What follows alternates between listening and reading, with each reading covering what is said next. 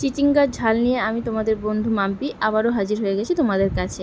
প্রথমে চিচিঙ্গাটাকে এইভাবে কেটে নেব, কেটে নুন হলুদ মাখিয়ে কিছুক্ষণের জন্য রেখে দেব। তারপর কড়াই তেল দিয়ে নুন হলুদ মাখানো চিচিঙ্গাটাকে অল্প করে ভেজে নেব। তো ঢাকা দিয়ে আমি রেখে দিলাম ভাজার জন্য। এরপর এখানে আমি টমেটো, পেঁয়াজ আর কাঁচা লঙ্কা কেটে নেব। আমি আগে কখনো এইভাবে চিচিঙ্গার ঝাল বানাইনি, কারণ এখানে পোস্তও পাওয়া যায় না, তাই আমি এখানে সাদা তিল দিয়ে করব। তো তাই জন্য সাদা তিল আর অল্প সর্ষে দিয়ে আমি একটা স্মুথ পেস্ট বানিয়ে নেব। তো এই পেস্টটা বানানোর সময় আমি অল্প নুনও দিয়ে দেবো আর জল দিয়ে একসাথে একটা ভালো করে পেস্ট বানিয়ে নেব। পেস্টটা আমাদের হয়ে গেছে। এরপর আমি ঢাকা খুলে দেখব চিচিঙ্গাটা কতটা ভাজা হলো।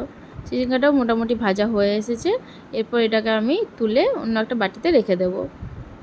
তারপর ওই তেলে কিছুটা কালো জিরে আর একটা কাঁচা লঙ্কা ফোড়ন দিয়ে আমি ওই টমেটো আর পেঁয়াজ যেটা কেটে রেখেছিলাম সেটা দিয়ে ভাজা ভাজা মতো করে নেব, মানে কষিয়ে নেব আর কি পেঁয়াজটা আর টমেটোটা।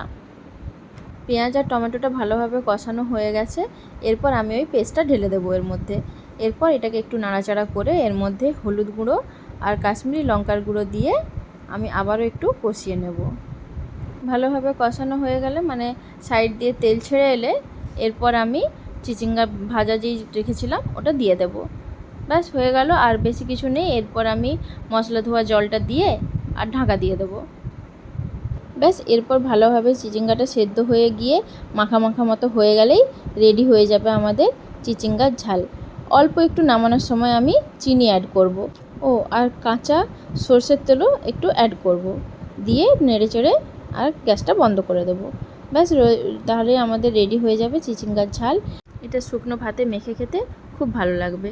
পোস্ত যেহেতু নেই, আমি তিল দিয়েই বানিয়েছি। তো তোমরাও ইচ্ছে হলে একবার বানিয়ে দেখতে পারো তিল দিয়ে। খুব একটা কিছু আমার তো মনে হয় না বোঝা যাবে। তো যাই হোক, রেসিপিটা যদি ভালো লাগে তাহলে একটা লাইক করে দিও। আজকের মতো এখানেই বিদায় নিলাম। তোমরা সবাই ভালো থাকবে, সুস্থ থাকবে। আবার দেখা হবে অন্য দিন।